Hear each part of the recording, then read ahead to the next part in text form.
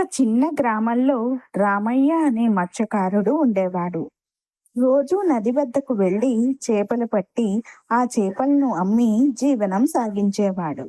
ఒకరోజు నదిలో చేపల కోసం వల వేశాడు. ఆశ్చర్యంగా 7 బంగారు రంగు చేపలు పడ్డాయి. అవి సాధారణమైన చేపలలా లేవు. తలకు ముత్యపు ముక్కలు, కళ్ళకు వజ్రాల్లాంటి మెరుపులు ఉన్నాయి. అతను ఆశ్చర్యపోయి, ఇవి అమ్మితే నాకు జీవితానికి సరిపడేంత ధనం వస్తుంది అని అనుకున్నాడు. కానీ అదే సమయంలో ఆ చేపలు మాట్లాడడం మొదలుపెట్టాయి. చేపలు అతన్ని వేడుకున్నాయి. దయచేసి మమ్మల్ని వదిలేయండి. మేము మీకు మేలు చేస్తాము.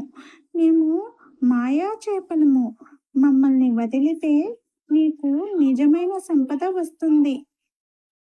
మత్స్యకారుడు కొంతసేపు ఆలోచించి ధనవంతుడు కావాలనే లోభాన్ని వదిలి మంచి మనసుతో ఆ చేపల్ని తిరిగి నీటిలో వదిలేశాడు.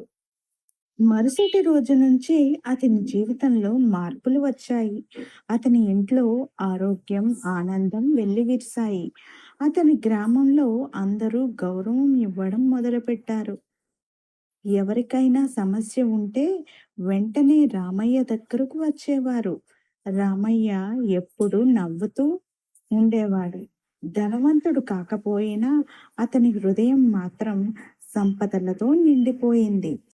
ఇందులో నీతి ఏంటంటే, ఇతరుల కోసం మంచి చేస్తే అది మనకే తిరిగి మేలు చేస్తుంది. లోభాన్ని వదిలితే జీవితం ఆనందంగా మారుతుంది. బంగారు చేపలు పోయినా బంగారం లాంటి జీవితం వచ్చింది కదా.